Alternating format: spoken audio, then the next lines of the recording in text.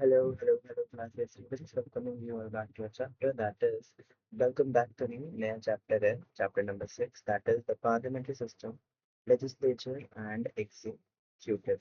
है ना हमने पिछला जो आपका पॉलिटिकल साइंस का चैप्टर था वो आपका यूनिवर्सल फ्रेंचाइजी से रिलेटेड था कि मतलब कैसे आपकी voting system and everything like voting related system कैसे चलता है राइट।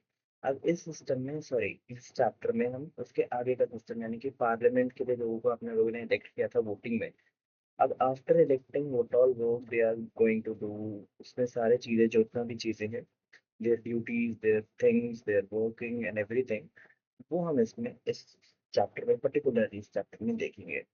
सो इस चैप्टर ये चैप्टर नंबर 6 है राइट। जिसका नाम है the parliamentary system legislature and executive right. And as usual यहाँ पे कोट लिखा है so let us read this quote. The Constitution is not a mere lawyer's document. It is a vehicle of life and its spirit is always the spirit of the age. मतलब वो जो constitution है जो संविधान है वो बस एक लॉयर यानी कि एक वकील का कागज नहीं है ना। जैसे वकील का कागज होता है जिसमें रूल्स रेगुलेशन या एक डील वगैरह होती है वैसे ही जो कॉन्स्टिट्यूशन है वो सिर्फ और सिर्फ एक कोई लॉयर का डॉक्यूमेंट नहीं है वो वहीकल है लाइफ यानी कि जिंदगी की गाड़ी है। And it is a spirit and its spirit is always the spirit of the age है ना। मतलब कि एक ऐसी चीज है ऐसी जुनून है ऐसी हमारी शक्ति है जो कहते हैं ना हमको हमारे हर एक उम्र में हमको ऐसा हेल्प आउट करता है राइट।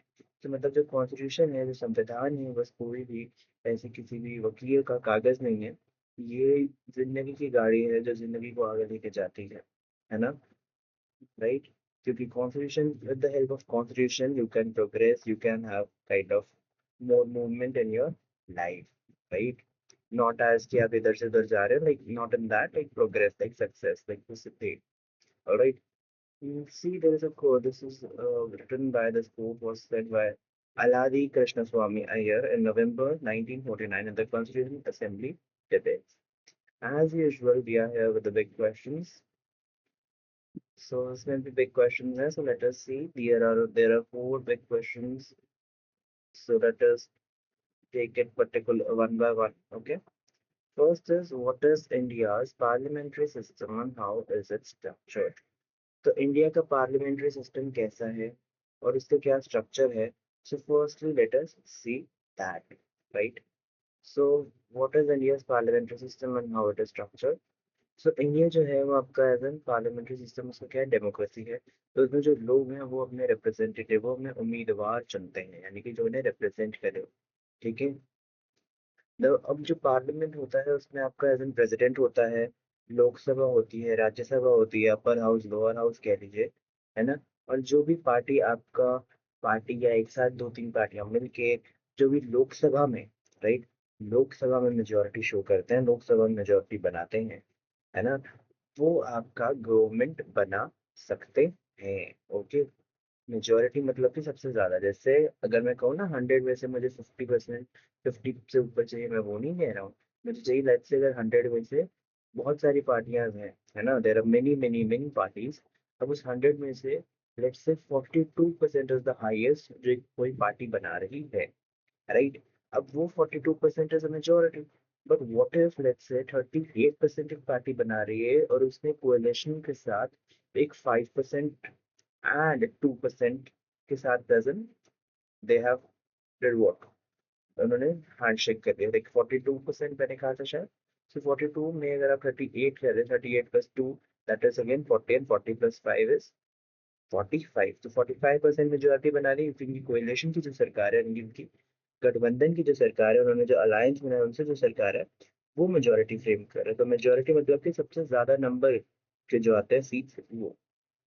ओके। तो वही जो मैंने समझाया वही यहाँ पे लिखा हुआ है that India follows a parliamentary system of democracy in which the people elect their representatives. The parliament consists of the president, the Lok Sabha that is the House of People, and the Rajya Sabha that is the Council of States. The party or coalition with the majority in the Lok Sabha forms the government. तो यही मैंने बोला था यही यहाँ पे लिखा हुआ है। ठीक है। आगे बढ़ते हैं नेक्स्ट क्वेश्चन है question number 2। what are the key what are the key features of the parliament यानी कि क्या क्या फीचर्स हैं पार्लियामेंट के इंपॉर्टेंट इंपॉर्टेंट फीचर्स देख लेते हैं। फंक्शंस क्या हैं पार्लियामेंट के। तो पहला है लॉ बनाना मेकिंग लॉज है ना, जितने भी आपके नियम हैं का नियम कानून है वो सारे बनाना कॉन्स्टिट्यूशन में आता है, पार्लियामेंट का काम में आता है ना। अमेंडिंग द कॉन्स्टिट्यूशन यानी कि कॉन्स्टिट्यूशन के हिसाब से चलना, है ना। वो होल्डिंग द एग्जीक्यूटिव अकाउंटेबल यानी कि जो भी काम लोग कर रहे हैं वो तो उनको एग्जीक्यूटिव को अकाउंटेबल रखना, है ना, गवर्नमेंट सरकार जो भी है उनको अकाउंटेबल रखना कि वो काम सही से कर रहे हैं कि नहीं। वो भी आपका कहाँ पे होता है, वो भी आपका पार्लियामेंट में होता है। Alright. Approving the national budget and the government expenditure यानी कि जो नेशनल बजट होता है यानी कि पूरे जो देश का बजट होता है वो, और जो सारी गवर्नमेंट के एक्सपेंडिचर यानी कि जितने भी सरकार के पैसे लगते हैं, लेट से कोई ट्रैवल में, लेट से कोई किसी विजिट में जा रहे हैं वहां पे कोई काम करवाने में, ये सारा कुछ भी आपका पार्लियामेंट के अंदर ही होता है। इनकी अप्रूविंग यानी कि इन्हें अप्रूव करना, जितने भी ये फंड्स हो गए ना, जितने भी ये पैसे जा रहे हैं वो भी पार्लियामेंट के अंदर में आता है। Next is representing the people of India यानी कि हर एक जगह से कोई ना कोई कोई कम्युनिटी का, कोई रेस का, कोई कलर का, कोई रिलीजन का लोग होते ही हैं। So like all the people of India are being represented there. So the key function of parliament are making laws, amending the constitution, holding the executive accountable, approving the national budget and government expenditure, and representing the people of India. Next है question number 3 जो कि है what are the rules of legislature and executive in India's parliamentary democracy. तो parliamentary democracy में legislature और executive का क्या काम होता है, आइए देख लेते हैं। जो लेजिस्लेटिव है वो लॉज बनाते हैं, है ना, यानी कि नियम कानून, कायनात कहने वाला हूँ, नियम कानून वगैरह कौन बनाता है, लेजिस्लेचर बनाते हैं। और जो एग्जीक्यूटिव है ना, वो उन्हें अकाउंटेबल रखने में मदद करते हैं, कीप्स द एग्जीक्यूटिव अकाउंटेबल, है ना। तो जो लेजिस्लेचर है वो लॉ बनाता है और जो एग्जीक्यूटिव है वो अकाउंटेबल होते हैं।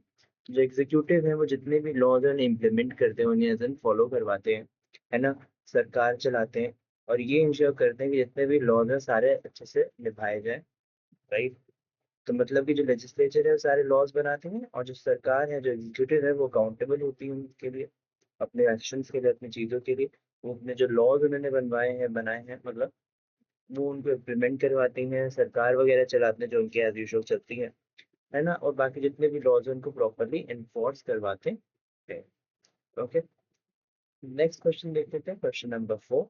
How are the legislature and the executive organise at the union and the state level. तो यूनियन लेवल और स्टेट लेवल पे कैसे यहाँ पे डिजाइनिंग होती है, कैसे यहाँ पे लोग होते हैं, तो वो देख लेते हैं। So first, at the union level, the legislature consists of the president, Lok Sabha, and Rajya Sabha, while the executive consists of the president, prime minister, and council of ministers. है ना, मतलब कि जो यूनियन लेवल है वहाँ पे जो legislature है वहाँ पे आपका प्रेसिडेंट होते हैं, लोकसभा राज्यसभा होती है।